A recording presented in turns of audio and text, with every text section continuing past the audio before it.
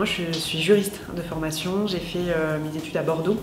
J'ai fait une licence de droit public avec un parcours sciences politiques. J'ai effectué une année en Erasmus à Belfast en Irlande du Nord, qui était extrêmement enrichissante d'un point de vue historique et politique. Et ensuite j'ai terminé mon parcours avec un Master 2 en droit international public, relations internationales à l'université Paris 2 Panthéon-Assas, avec une spécialité sur les questions d'Amérique latine.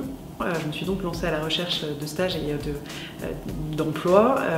Mon parcours s'est arrêté à l'IRIS, où j'ai été en stage au sein du pôle défense en tant qu'attachée de recherche de Jean-Pierre Molny, où je suis restée pendant un peu plus d'1 an. Mon chemin m'a menée jusqu'au ministère des Sports, au sein du bureau des cabinets, où j'étais en charge des questions réglementaires et du suivi de l'activité parlementaire.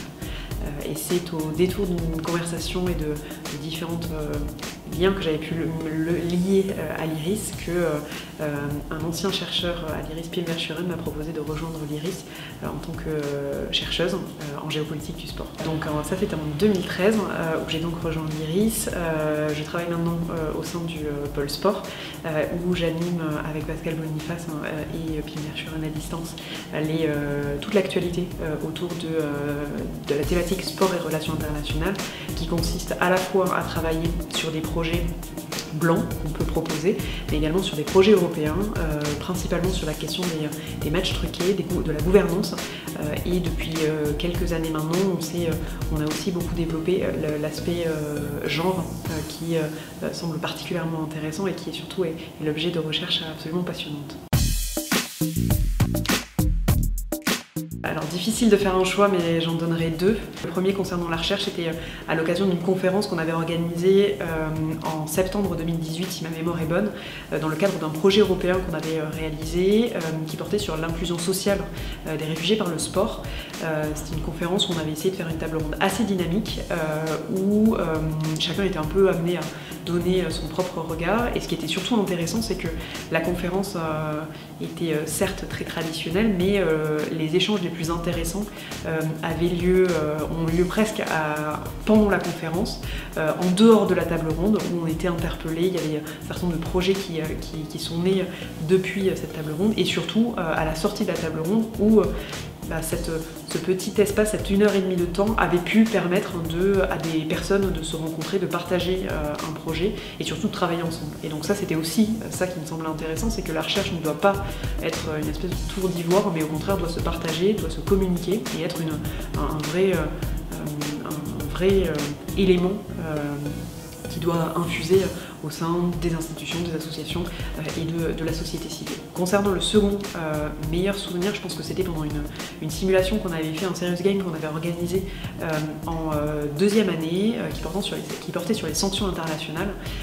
Ce qui était particulièrement intéressant, c'est qu'il y avait les étudiants, il semblait qu'ils ne voulaient plus sortir de ce jeu-là, ils s'étaient vraiment pris au jeu.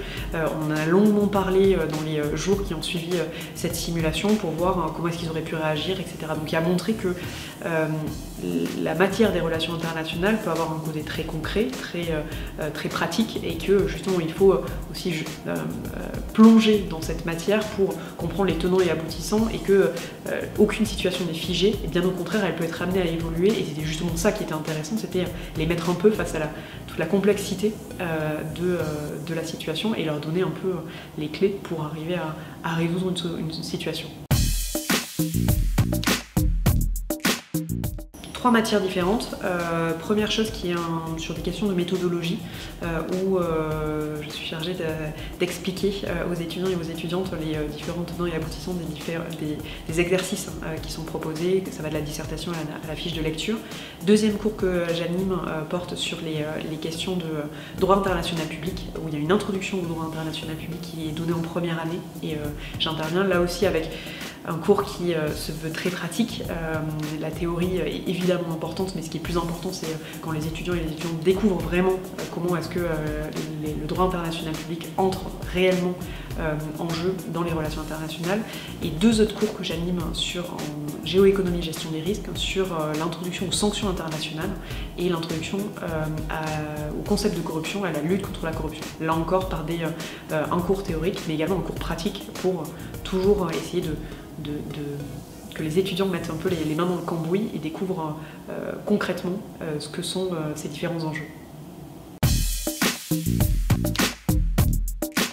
Là encore, je dirais qu'il y a deux choses. Un, le côté très professionnel, et ce qui est d'ailleurs intéressant de voir, c'est la différence de maturité qu'il peut y avoir entre le début de l'année et la fin de l'année pour tous les étudiants présents à l'IRISUP, où il y a une vraie plus-value à ce niveau-là. Et il y a aussi la volonté d'avoir à la fois des cours théoriques qui sont indispensables à la bonne compréhension des relations internationales, mais aussi l'application pratique avec des simulations, des cas pratiques, des exercices de crise qui leur permet vraiment de saisir la complexité des différents enjeux et surtout de percevoir les relations internationales autrement.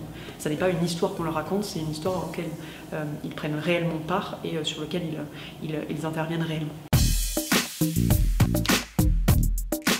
Il n'y en aura qu'une seule, c'est être curieux de tout. Si quelque chose vous intéresse, foncez, lisez, renseignez-vous, cultivez-vous. C'est un court moment de votre vie où vous aurez un peu de temps, un peu plus de temps peut-être qu'à d'autres moments. Donc lisez tout ce que vous pouvez, assistez à des conférences, regardez des vidéos, des documentaires, faites-vous plaisir.